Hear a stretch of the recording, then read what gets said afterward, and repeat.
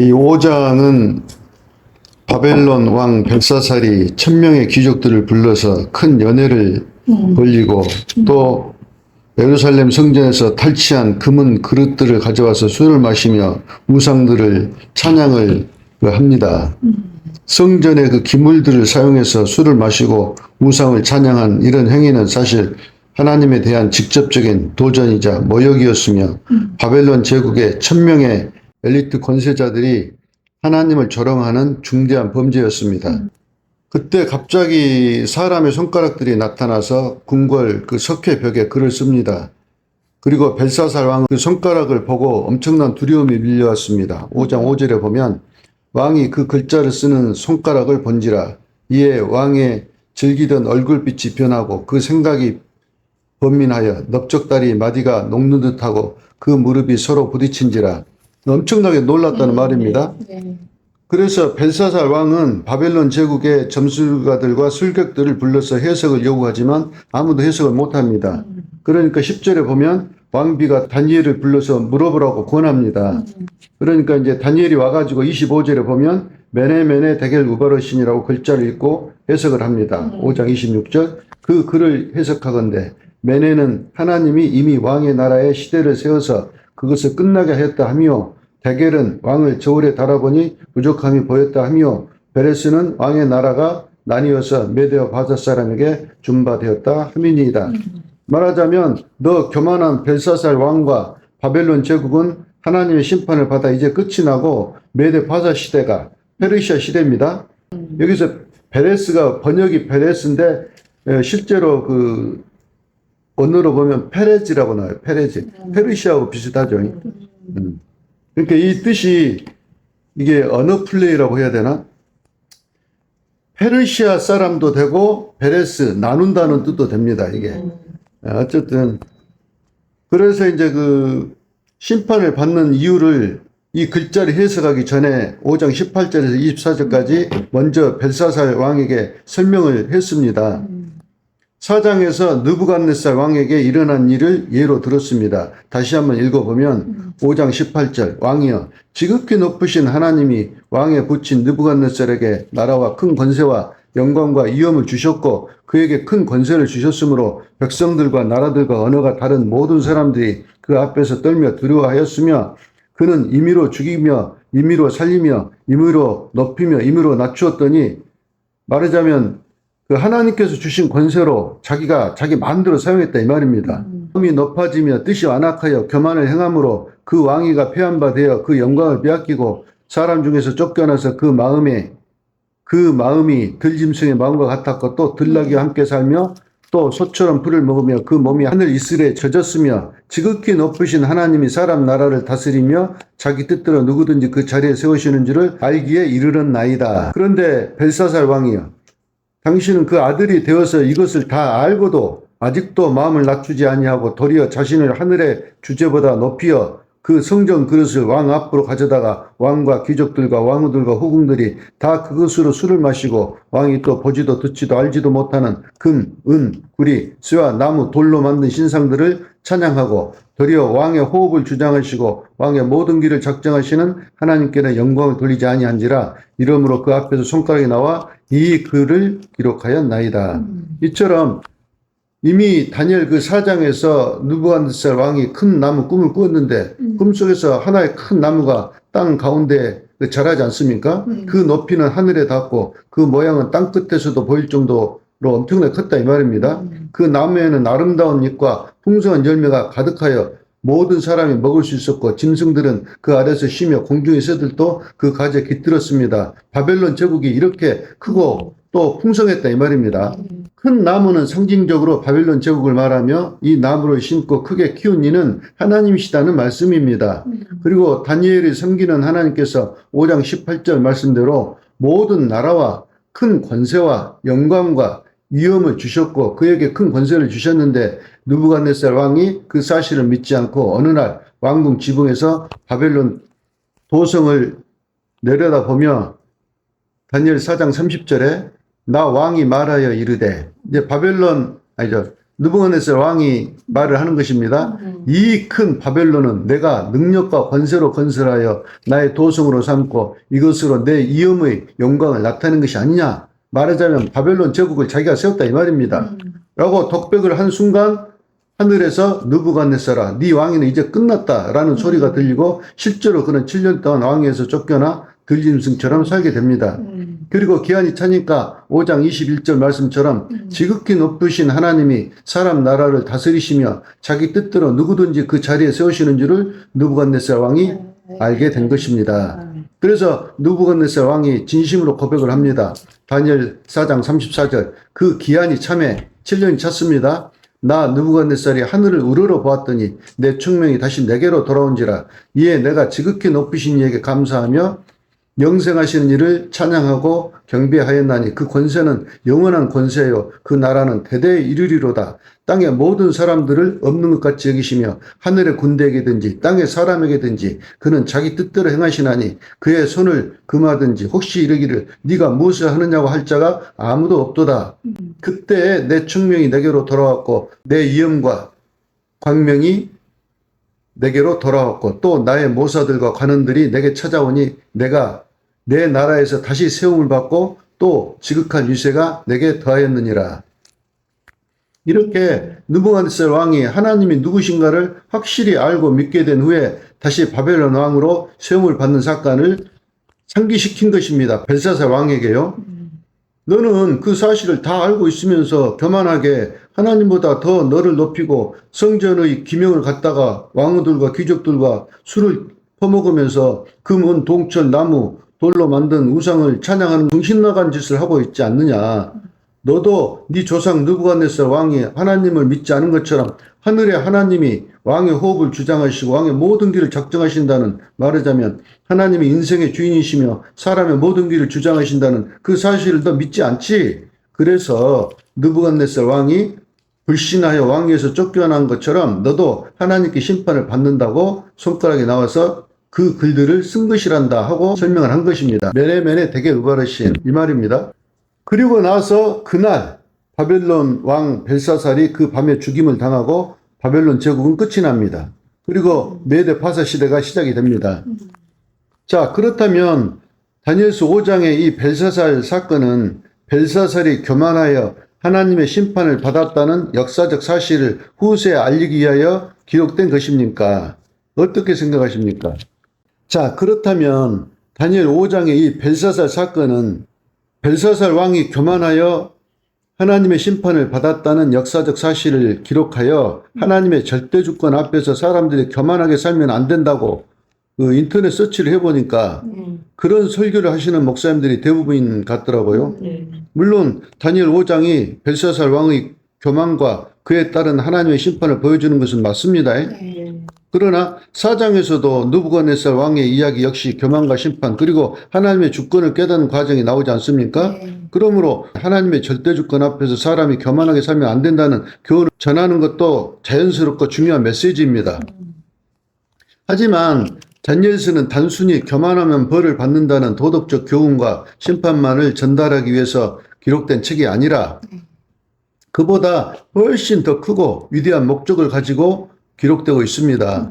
다니엘서는 철저하게 하나님께서 역사의 주인이시며 역사의 설계자이신 것을 나타내는 책입니다.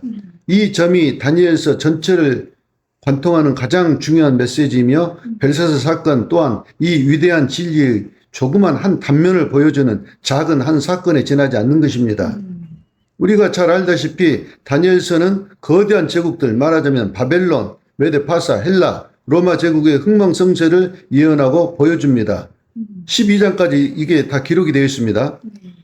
2장에서 하나님은 느부갓네살 왕이 큰 신상 꿈을 꾸게 해서 인간이 아무리 강력한 권력을 가진 제국을 건설하더라도 그 모든 것은 하나님의 큰 계획 속에서 시작되고 끝나며 다음 제국으로 이어진다는 것을 이 꿈으로 하나님께서 보여주신 것입니다. 그런데 느부갓네살 왕은 이제 그것을 믿기 싫은 거예요.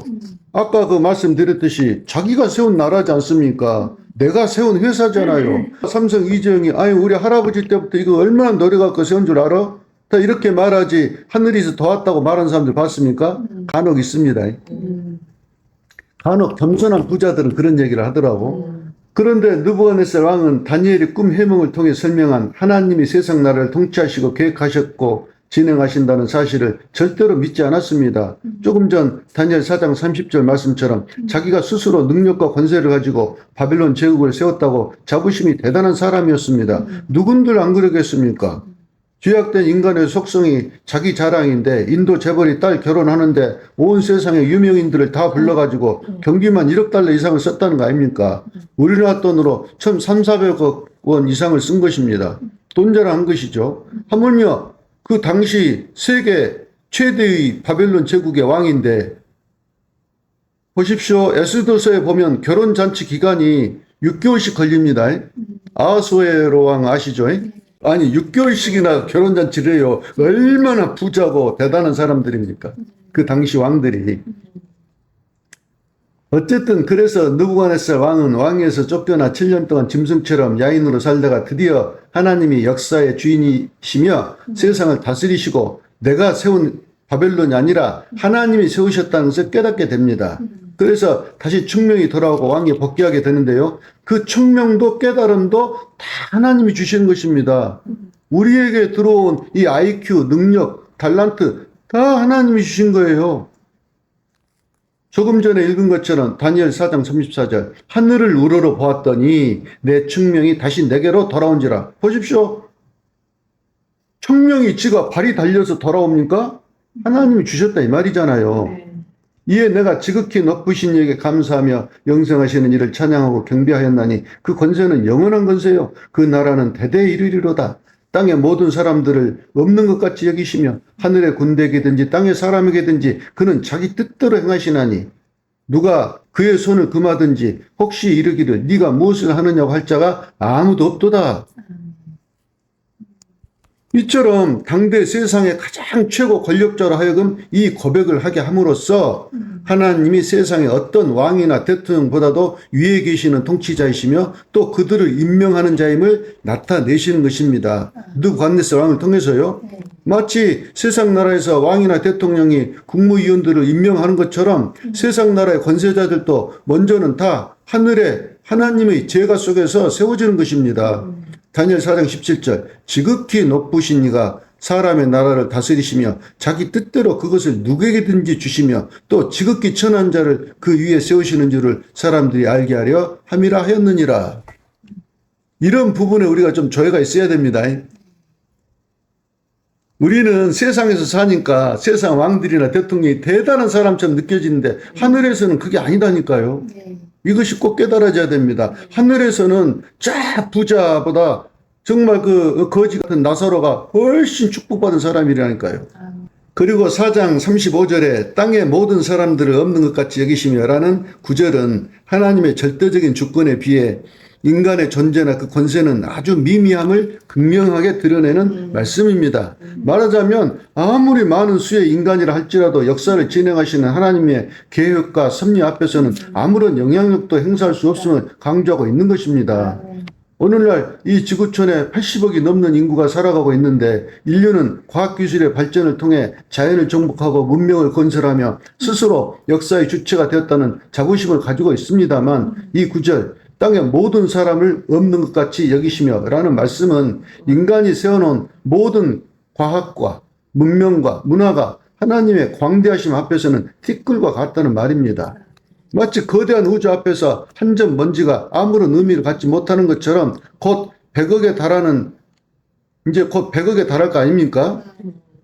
그 인간의 숫자도 하나님 앞에서는 없는 것 같이 여겨질 뿐입니다. 실제로 인간의 지혜와 힘 그리고 우리 인간이 만들어내는 모든 문명과 그 산물들은 하나님의 은혜와 허락 없이는 세워질 수도 존재할 수도 없는 것입니다.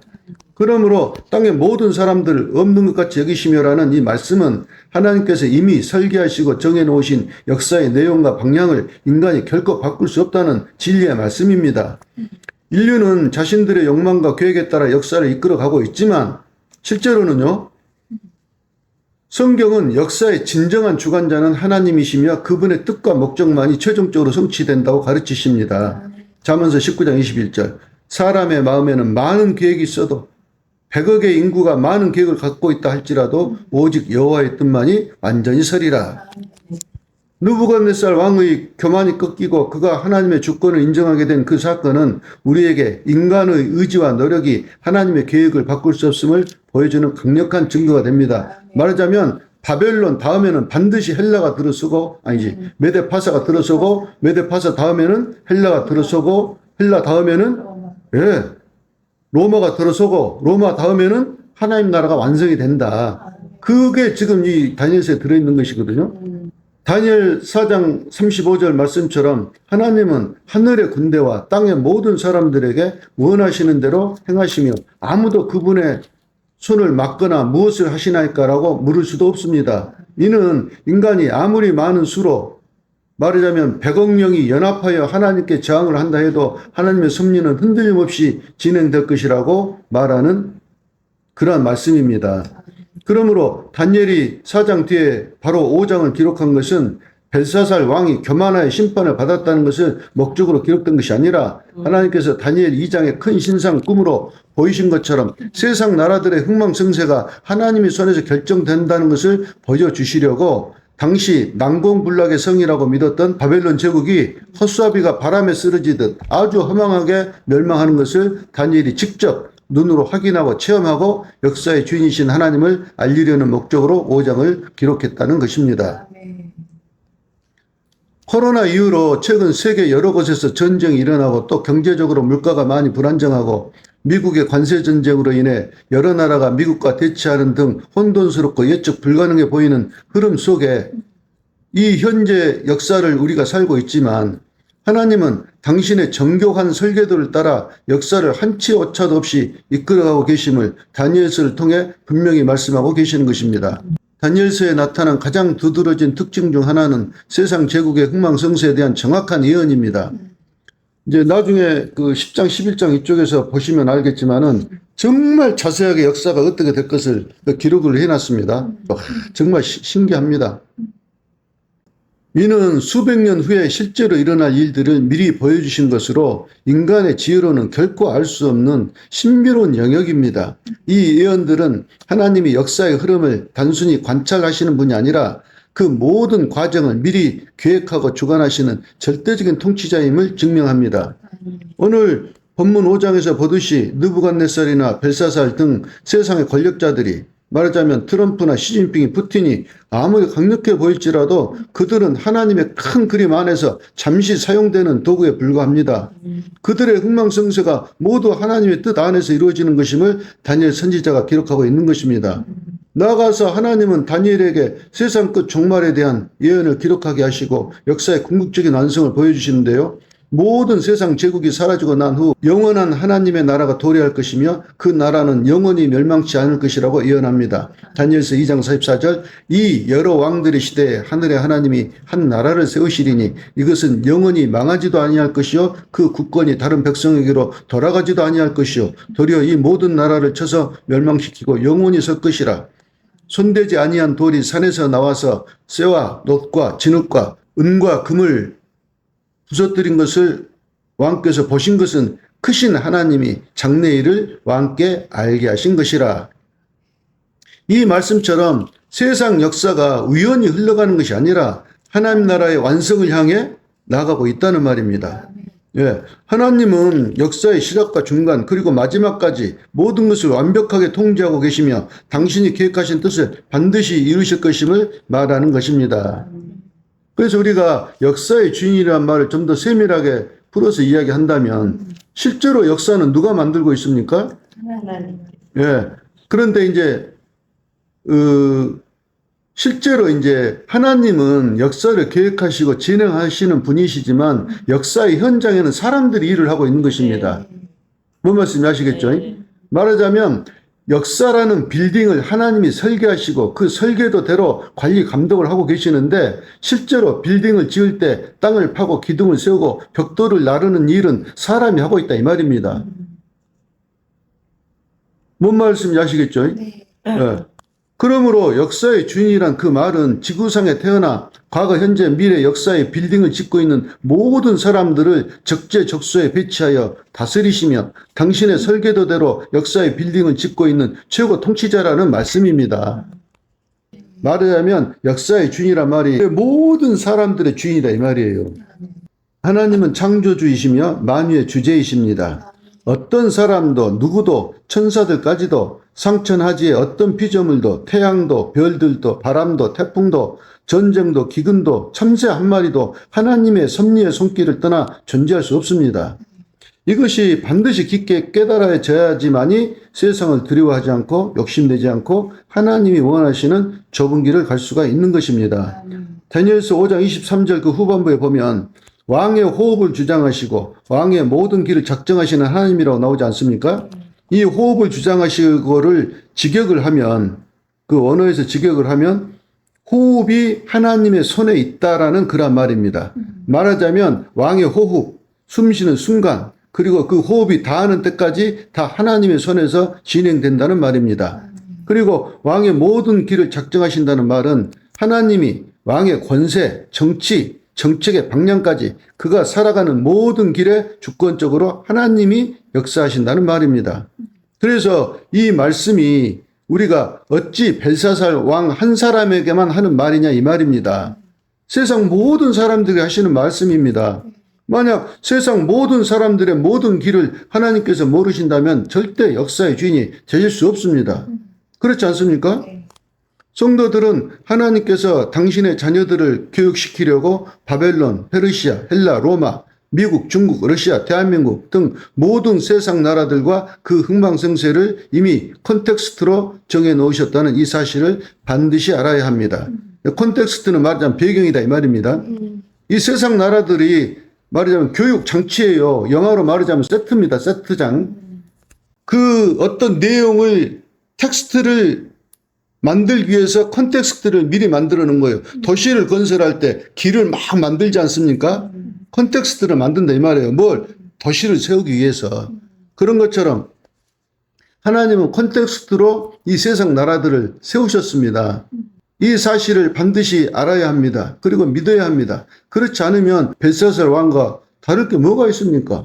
그렇지 않습니까? 다니엘서 4장 17절. 지극히 높으신 이가 사람의 나라를 다스리시며 자기 뜻대로 그것을 누구에든지 주시며 또 지극히 천한 자를 그 위에 세우시는 줄을 세상 모든 사람들이 알게 하려 함이라. 이게 다니엘서의 가장 중심된 메시지입니다. 할렐루야.